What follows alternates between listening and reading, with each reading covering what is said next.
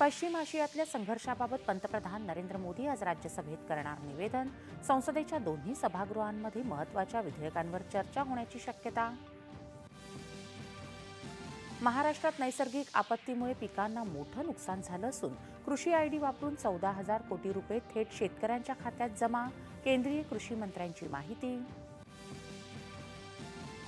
जागतिक आव्हानांच्या पार्श्वभूमीवर देशहिताला सर्वोच्च प्राधान्य असल्याचं पंतप्रधान नरेंद्र मोदी यांचं प्रतिपादन.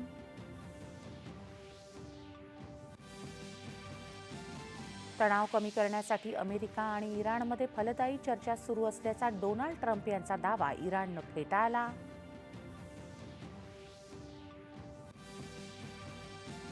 आर्थिक फसवणूक करणाऱ्या कंपन्यांच्या जप्त केलेल्या मालमत्तांबाबत न्यायालयांना 6 महिन्यात निर्णय घेता यावा यासाठी नवीन कायदा तयार करणार.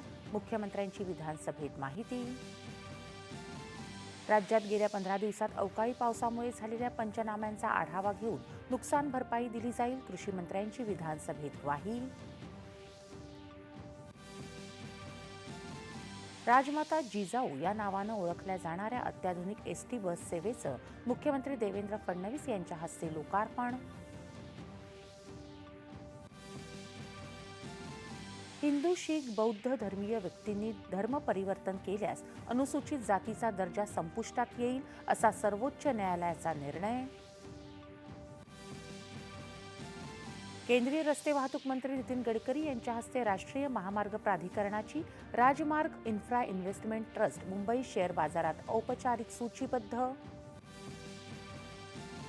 कोलंबियामध्ये लष्करी मालवाहू विमान कोसळून 66 जणांचा मृत्यू, 48 जणांना वाचवण्यात यश.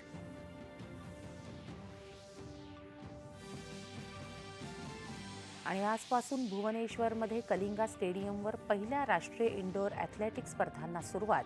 ट्रॅक अँड फील्ड स्पर्धांमध्ये नव्या अध्यायाचा प्रारंभ. नमस्कार. एकच्या बातमीपत्रात मी सोनल चव्हाण आपलं स्वागत करते.